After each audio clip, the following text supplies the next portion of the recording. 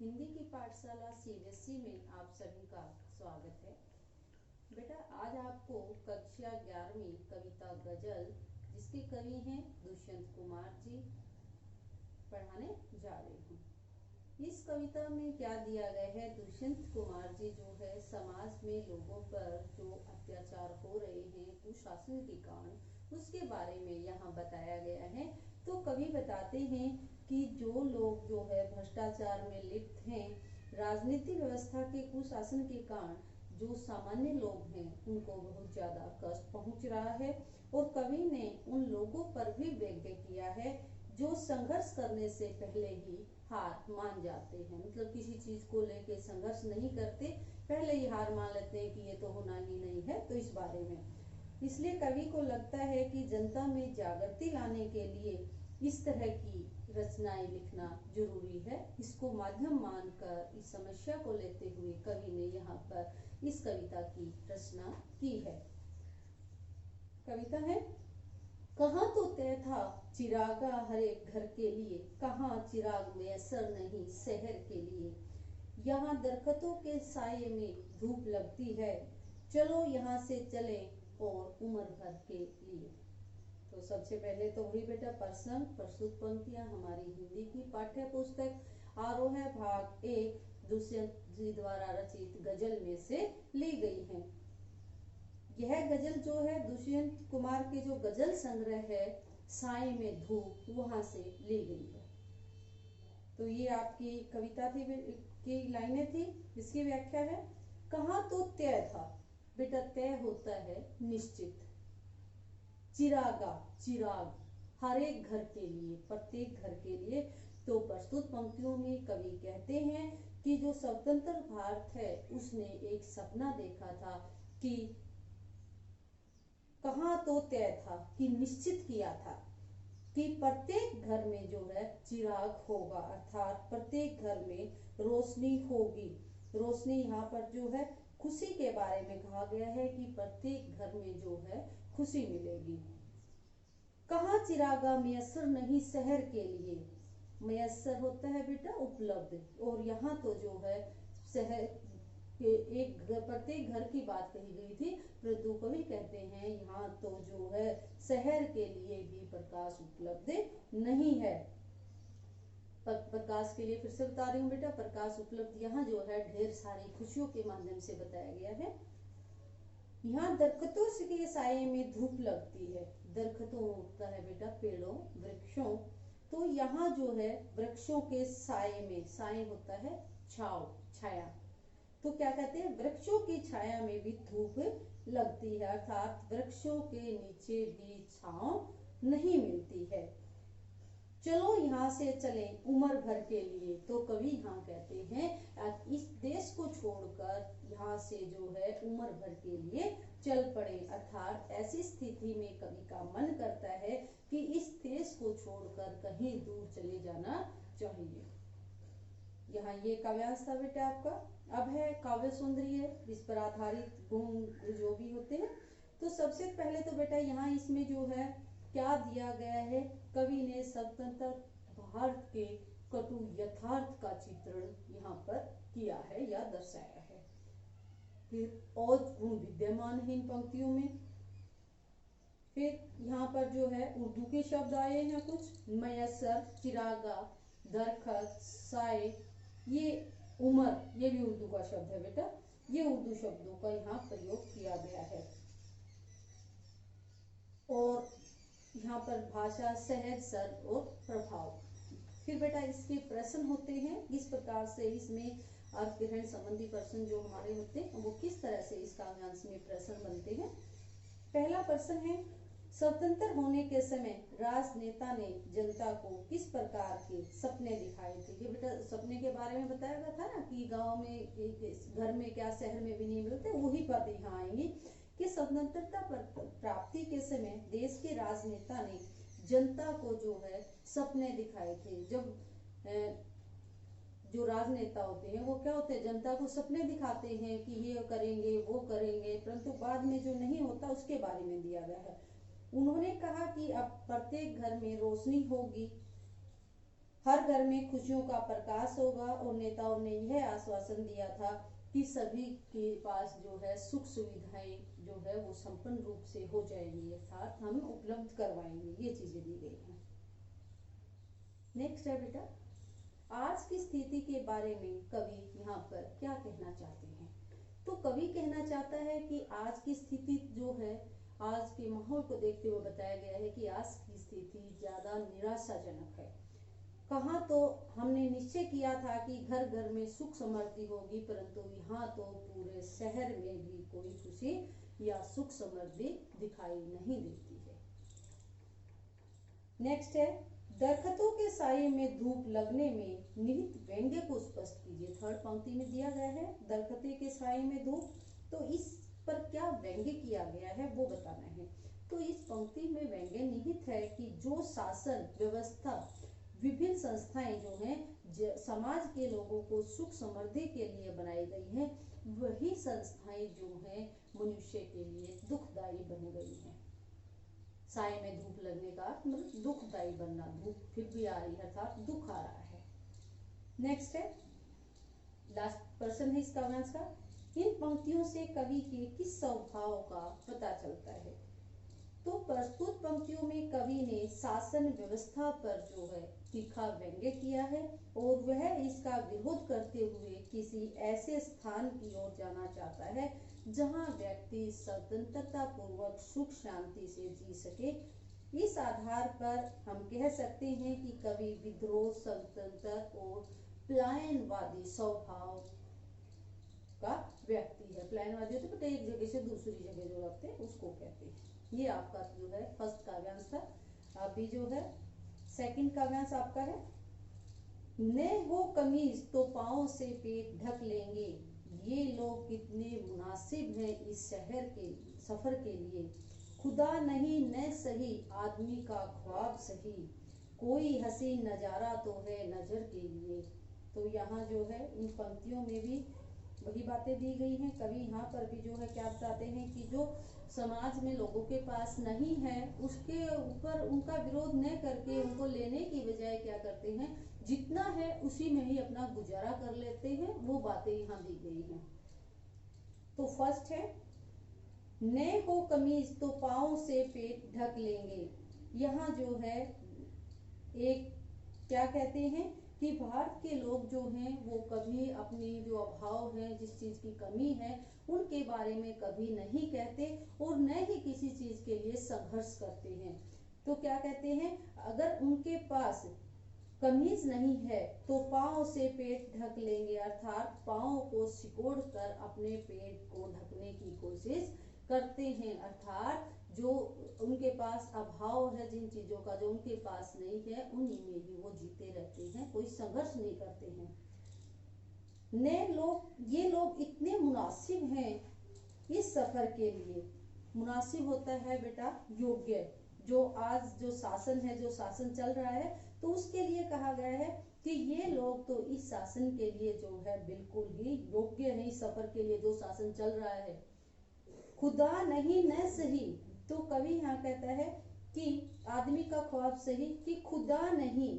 भारतीय लोग जो है भगवान को भी इसलिए मानते हैं ताकि उनके सामने जो है अपना जो सपना है, ख्वाब क्या होता है, सपना, आदमी का ख्वाब सही, सिर्फ जो है जो बुरा समय गुजारने के लिए जो नजारा है उसके बारे में बताए गए हैं कि केवल मेन क्या है बेटा इसमें कवि बताते हैं कि उनका भगवान भी सच नहीं है, वह केवल उनके लिए जो है उन लोगों के लिए भगवान भी क्या है, एक सपनों का संसार है, ये बताया गया है। कोई हसीन नजारा तो है नजर के लिए, तो यहाँ कवि कहते हैं हसीन होता है सुंदर, नजारा होता है दृश्य, कि कोई सुंदर दृश्य तो है नजर के लिए, देखने के लिए, ये बताया गया है यहाँ पर। अर्थात जो हम देख रहे हैं वो अपने यथार्थ से जो है मुंह मोड़ना यहाँ पर लोग चाहते हैं, सच्चाई को नहीं देखना चाहते हैं। ये बेटा आपका सेकंड काव्यांश था। तो इसमें किस प्रकार के प्रश्न यहाँ दिए गए हैं, काव्य सौंदर्य तो यही है।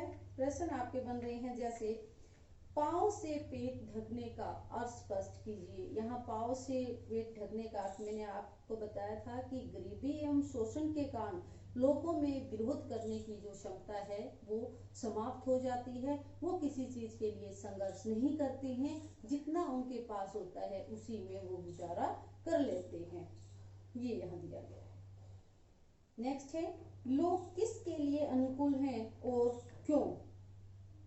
किसके लिए? सरकार के लिए, जो लोग व्यवस्था है उसके लिए जो है अनुकूल है, क्योंकि वो उसका विरोध नहीं करते हैं। ऐसे लोगों के कारण ही सरकार जो है निरंकुश होकर अपने मनमानी करती है और जिससे जो सामान्य लोग हैं उसका और अधिक शोषण होता है। इसका मतलब क्या है कि कोई आवाज नहीं उठाएगा तो उसके विरुद्ध शोषण और ज्यादा होगा।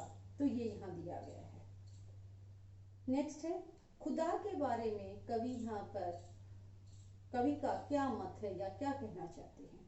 खुदा के बारे में कवि जो है व्यंग्य करते हुए कहते हैं कि खुदा का अस्तित्व नहीं है, यह एक कल्पना मात्र है और आदमी ईश्वर के बारे में केवल कल्पना ही कर सकता है, अर्थात सपनों का संसार ही देख सकता है।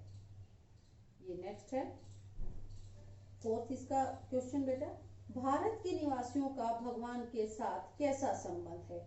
भारत के निवासी ईश्वर के अस्तित्व में पूर्ण विश्वास नहीं रखते हैं।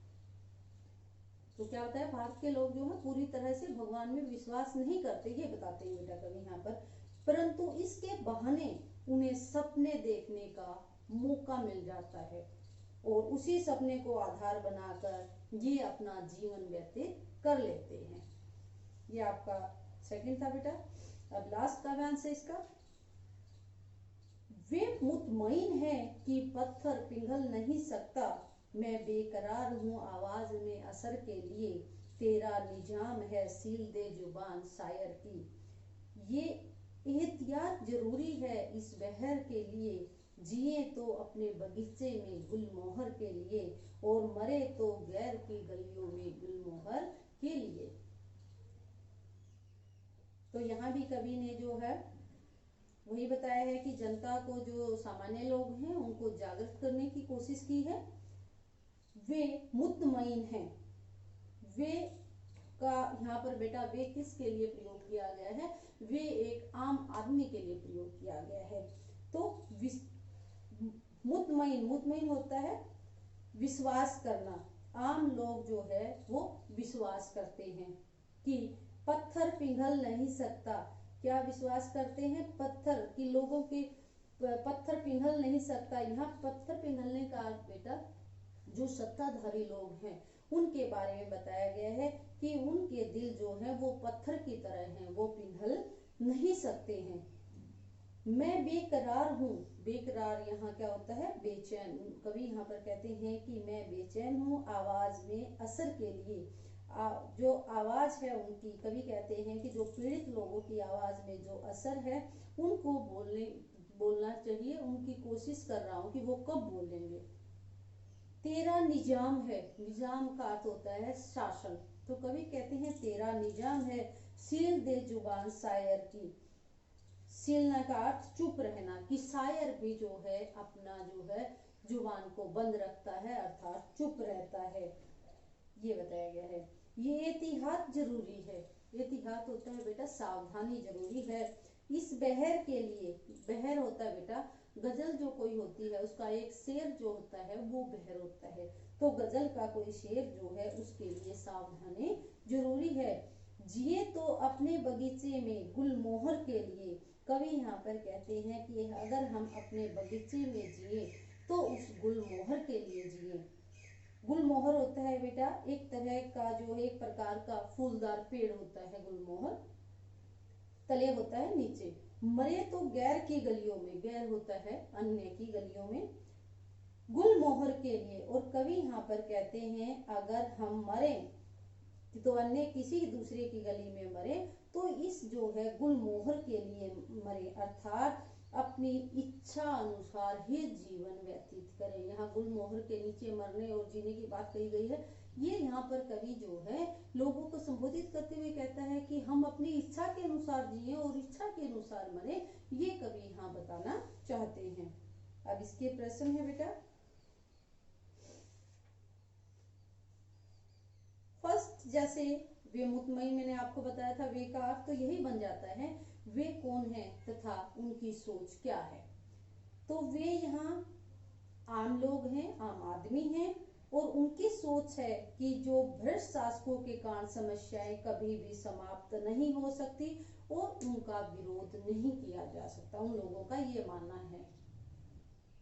पत्थर पिघल नहीं सकता दिया गया ना, मतलब वे लोग बदल नहीं सकते, उनके दिल पत्थर के होते हैं, ये बताया गया।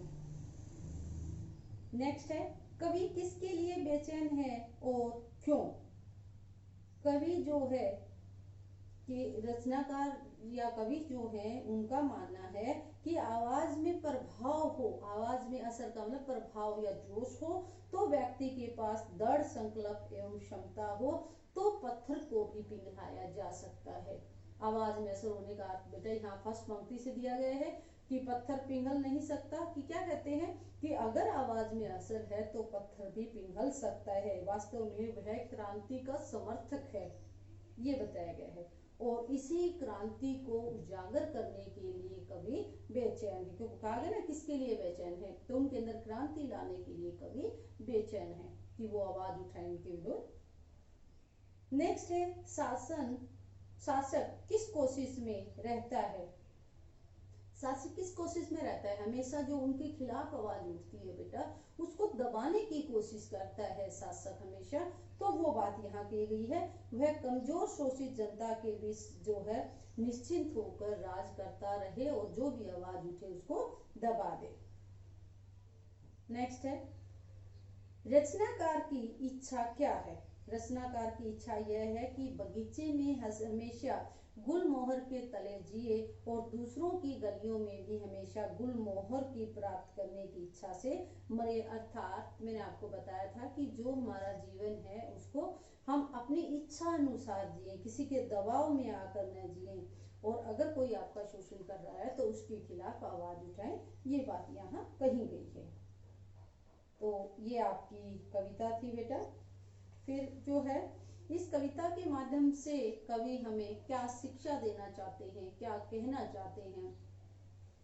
तो हमारे कवि जो है इसके माध्यम से, गजल के माध्यम से जो साये में धूप से ली गई है, इसमें कवि हमें कहना चाहते हैं कि हमें जो है किसी भी अगर हमारे ऊपर कोई अत्याचार हो रहा है, कोई हमारे ऊपर ऐसा दुर्व्यवहार कर रहा है, तो हमें उसके खिलाफ आवाज उठानी चाहिए और जो भी हमारे पास होना चाहिए उसके लिए जो हमें संघर्ष करना चाहिए, हमें ये प्राप्त होना चाहिए। जो हमारे अधिकार हैं, अधिकारों को लेने के लिए हमें संघर्ष करते रहना चाहिए, कभी भी उनसे घबरा कर जो है मुंह नहीं मोड़ना चाहिए, ये यहाँ पर कवि हमें कहना चाहते हैं। तो प्यारे बच्चों, ये आपकी कविता मैंने आपको बताई है, सभी इसको ध्यान पूर्वक जो सुनना और समझना। धन्यवाद बेटा।